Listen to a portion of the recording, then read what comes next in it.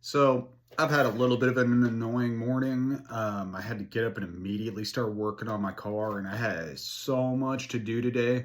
Among them, I had to go down and try to retrieve my Makarov, my Polish Makarov from the police. Um, Seized gun. Anyhow, I didn't have any success today. There's a few more things I have to do to get that back, but because my morning got a little fucked up here, and I didn't really get to do what I wanted to do, and I didn't successfully get the gun back I wanted to get. I figured I'll pull out a gun that I never really talk about, and we'll take a break here, and we'll drink some coffee, hit the vape niche, and I will pull out my super fucking clean 1956 Tokarev. Now, these were imported by M&M. Pretty cool. Thanks, guys. When I first got this, first thing I noticed, I've shot a few Tokarevs. They're a pretty pleasurable shooting experience, honestly, for a fucking old ass gun, man. Guns that are, the age of your parents. So first thing I noticed is, ooh, that was rough. And, in my experience, they have that kind of 1911 effect, man. They get real worn in, feel real good after a while. But I immediately noticed, damn, that fucker is tough. And safety, real tough. So while I was wiping off all the Cosmoline, because it's pretty cool, man. This was a CNR gun, dude. It got shipped straight to my doorstep. But I noticed that the hammer had no marks on it. And I'm like, whoa, dude, this thing appears and feels that it either is unfired or has only been fired a couple times. There's no marks on the back strap. It's pretty nice, like anything that's there is what I put there. But I haven't shot this gun very much. I haven't holstered it or anything like that. So you can go through this thing, and there is not a goddamn scratch on it. All you see is my fingerprints. Pretty nice, man. Pretty nice. Thanks, Eminem. What's super cool about Tokarevs, so lots of different communist countries made these. You find Polish versions. You find, Zastavas. They're a little different, but you can find Zastavas. Can these days also get them in 9mm, which is very handy. Thank you, Zastava. I need to pick one of those guys up. But, speaking of the different countries making them, obviously originating from Russia, Narenko actually also makes a couple different versions and does make a 9mm version that's a pretty faithful copy in 9mm, because the Serbian versions are a little different, just a little different. So what's super cool is this is a Romanian version, and what is particularly neat about these years of the Romanian ones, so Romanian guns, the Romanian Tokarevs, you'll find them proof marked RPR for, Romanian Socialist Republic.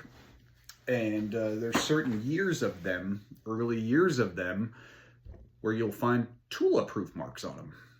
So they're, I can't remember the whole history behind that, but apparently, they were just trying to get them off the ground and, basically just gave them the parts to build Tokarevs. So they're essentially Russian guns built in Romania, is what I understand. I'd have to go back and read. Mishiko did a great video on this, explaining that whole Russian connection and everything. That's probably a little more accurate than that. So I would recommend just go check that out, honestly. But yeah, I just want to pull this thing out, talk about it a little bit. If you're not a Tokarev person, so biggest problem with Tokarevs is the ammo. The ammo is a 7.62 Tokarev. It's a fine round. It's completely fine round, but biggest problem with it is like 98% of the shit you're going to find on the market is going to be surplus, and it's not very good surplus. You also have to contend with the difference between submachine gun ammo and pistol ammo. Obvious difference being the loads. You know, submachine gun ammo is a bit hotter. I'm just noticing. Oh, it actually is marked M&M. Cool. I didn't notice that. But anyhow, yeah, the ammo is definitely shit. So it's a bit difficult to find good ammo. But once you find a good lot of ammo, it's a fun pistol to shoot. It really is. You know, you do get a bit more recoil than 9mm, but you know, I don't know the velocities of the pistol ammo. You know, I'm not sure how comparable it is to 9mm. You know, if you were trying to call it Russia's 1911, I mean, believe me, you would want 45 ACP. Because you don't get a lot of capacity out of these. What is it, a 7-round mag? Yeah. So, you know, basically your battlefield plinker. Another cool thing about these, okay, so, you know, you do have some very familiar controls. You know, I believe the manual safety was a import requirement, and from what I understand, the originals don't have that, which, whoo, baby. So safeties can be a little rough, you know. It's an aftermarket safety, but, you know, it does work just fine. What is shitty about that is they did have to sand down the grip a little bit, which, considering the cool ass history behind these particular Tokarevs, bummer. You know, that sucks. And also, I mean, obviously there's a fucking hole drilled in it now. But it's a welcomed addition, honestly, just for the safety factor. So, like I said, haven't shot it too much. These do loosen up into some very pleasurable shooters, but check out this trigger, man. So, sorry, let me get that safety off. Okay, so you got play in there. Nothing crazy as far as play, but look at this trigger, man. Very soft, very clean break. For like a literal World War II pistol, very, very, very nice, you know. Obviously, this one's a Cold War era pistol, but, you know, for being originally a World War II pistol that, I mean, was fielded, still used today, actually. You know, you will see this in people's holsters the same as you will still see a Makarov. Just not very commonly. You do not see these too much. But, fucking poor Russian cops, every now and again, you'll see a picture of some fucking village where the dude's still carrying one of these. Kind of crazy. So, and chances are the thing is probably from the 40s, 50s, or 60s or something like that. So that's kind of neat, kind of shitty for him. Pretty neat though, because, you know, mostly you're going to see them carrying Makarovs. Anyhow, you will notice it does have a bizarre grip angle. It's very much a letter L. You can get aftermarket grips for these that do push out the back strap a bit and make it a little more pleasurable to hold. But overall, just shooting the gun, probably my only complaints about it are you do have quite a bit of slide, so, you know, you can't really put your thumb there, you know, you have to hold it a little strange, you know. I try to put my finger right here as much as I can, but it's not the best grip on a gun, honestly. They're a little difficult in that department, you know, but after you get used to it, and plus they're a bit of a soft shooter, it's not crazy. And I mean, if you can't deal with that for just, you know, 7-8 rounds, depending what version you have, you know, then I don't know, man, find another surplus pistol, because surplus is annoying sometimes. It's just how it is. It's old shit. Different ideas, some bad ideas. The sights on these things, super nice. Super nice. I like them a lot, you know. Very comparable to, like, it's, you know, like a little mini 1911 sight, basically. You know, a lot of people compare these to, like, calling them Russia's 1911. Probably not accurate. I mean, being the caliber, probably more accurate to call it, like, Russia's high power or some shit like that. But even that's not very accurate at all.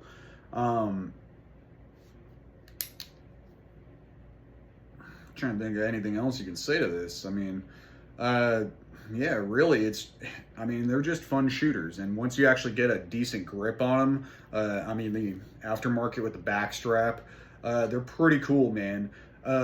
One time, I have actually seen one of these with an optic. It was pretty cool. So you can turn these into weird comm block race guns. I couldn't tell you the efficacy of that in a competition, but you know, if you're comfortable doing a lot of reloads, you can somewhat race these out. The only one I personally saw, you know, it had the aftermarket grips, I don't even know how the fuck he got an optic on there, because you do not have a lot of material on here at all. You know, so I didn't see how it was on there. You know, I don't know if it was one of them weird grip systems or something like that that hangs over, but you know, I was looking at that thing from a fucking distance and I'm like, oh shit. But I didn't get a real good look at it because unfortunately the guy was in the middle of being ejected from the range because they did not allow 7.62 Tokarev at that range of any sort, you know. Instead of dealing with the submachine gun versus pistol ammo thing, they just said no Tokarev ammo just in case. You know, which sucks, but especially at an AK match, you know, like a 2-gun match, you know, you can't use your real comm block pistol.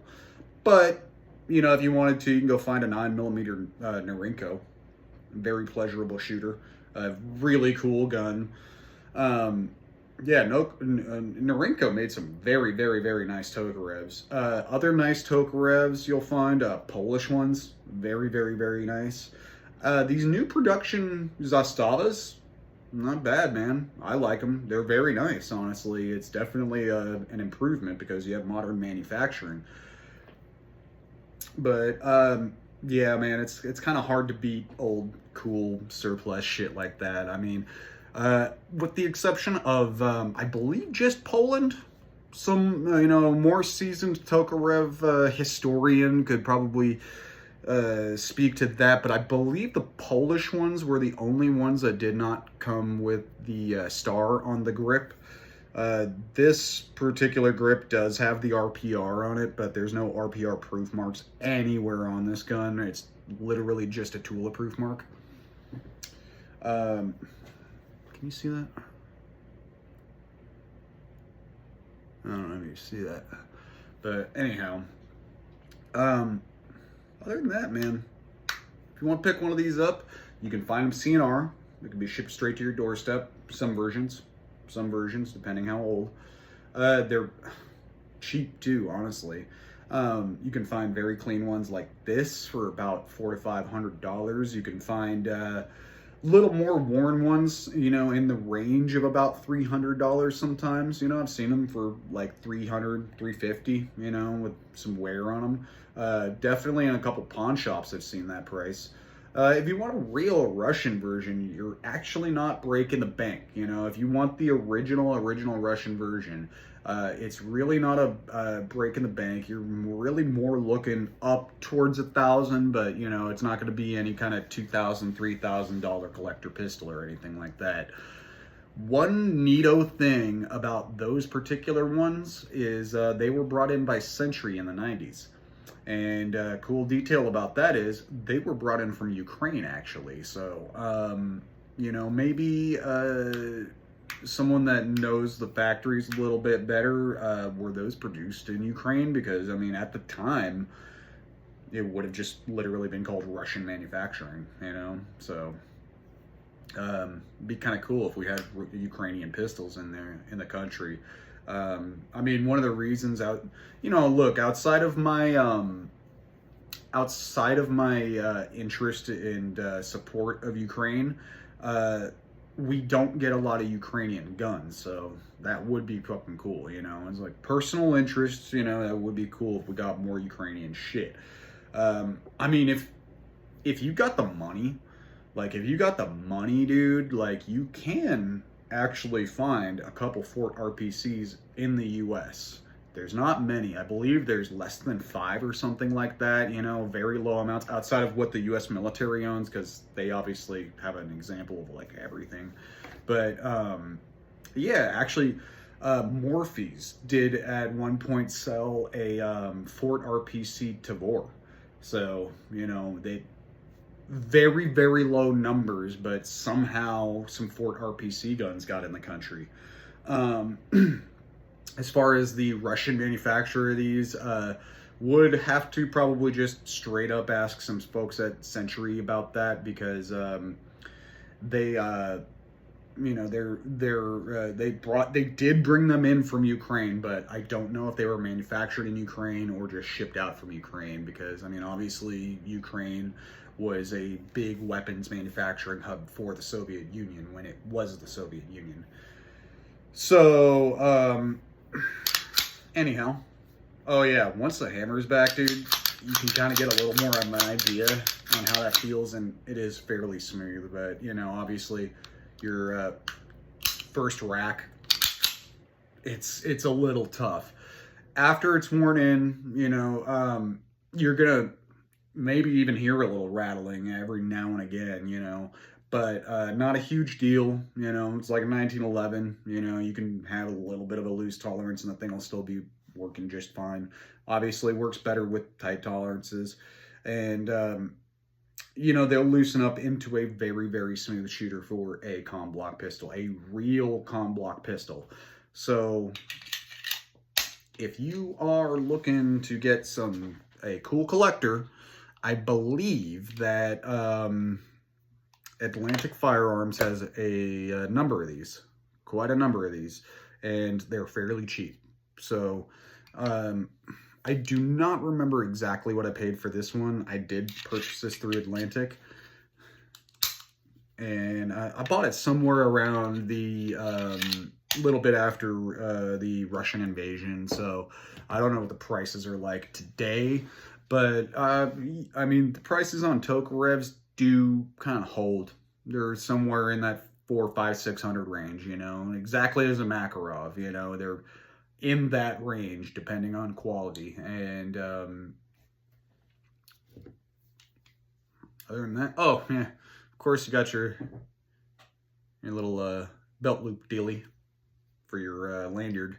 So I think pistols with lanyard with lanyard holes are fucking cool, because it's just an old ass thing that's not really a thing anymore. But I mean, you do still actually see countries using lanyards. Like if you look at a lot of these you know, foreign trained African security forces, a lot of them, you know, they're using lanyards. You know, they don't want nobody running off with their fucking pistols. So anyhow, y'all stay safe, have fun, do stupid.